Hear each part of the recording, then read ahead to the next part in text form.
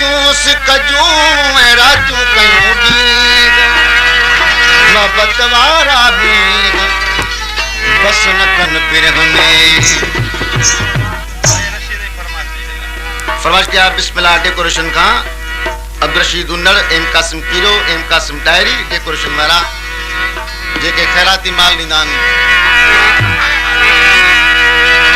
ख़ासि फरमाइश कया नवाब अली भाणू जो वाहिद बख्शू नारी सलीम पंवर। ओ वञण वारा पिरी अॼु मोकनाई ओ वञण वारा पिरी मोकनाई वीदे वीदे मूंसां प्यारा वीदे वीदे मूंसां प्यारा अख दिलाई दोत वञ ओ वञण वारा पिरी अॼु मोकनाई दोत वञ ओ वञण वारा पिरी मोकनाई दोत वञ वीदे वीदे मूंसां प्यारा अख दिलाई दोत वञ ओ वञण वारा पिरी मोकनाई दोत वञ पाए ठाकुर तूं प्यारा के मिठियूं मोते ॾियां पाए ठाकुर तोखे प्यारा प्यारा प्यारा पाए ठाकुर तोखे प्यारा के मिठियूं मोते ॾियां पंहिंजा गलड़ा मुंहिंजे चपन सां तूं चुमाई दोत वञ ओ वञण वारा पिरी मोकनाई दोत वञ वीदे वीदे मूंसां प्यारा अख दिलाई दोत वञ ओ वञण वारा पिरी अॼु मोकनाई दोत वञ।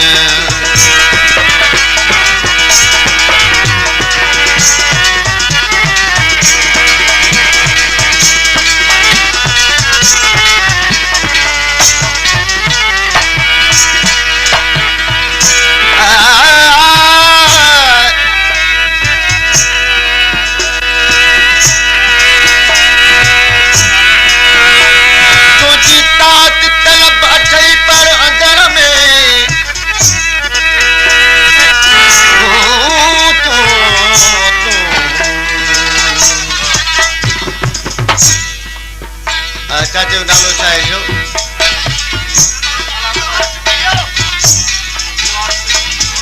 अब्दुल वारिस कीरो जंहिं 50 रुपए इनाम ॾिनो। पाए ठाकुर तोखे प्यारा के मिठियूं मोते ॾियां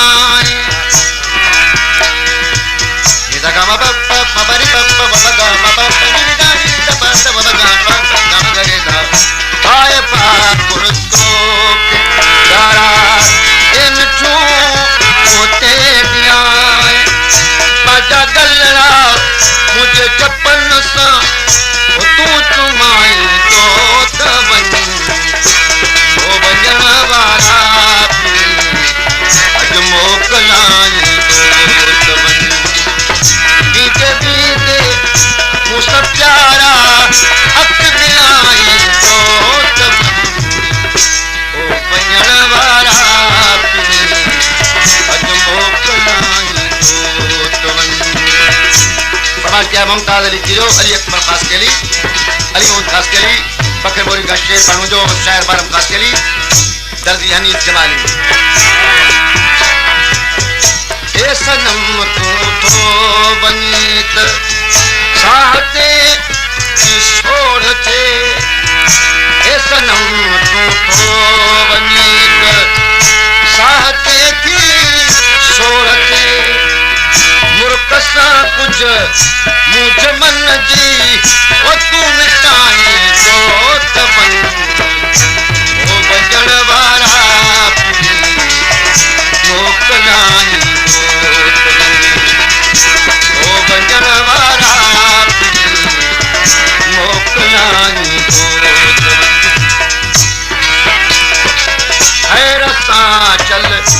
ईद मोटी मुल्क मुझे ते बिठा खैर सां चल ईद मोटी मुल्क मुझे ते बिठा नालो अख्तियार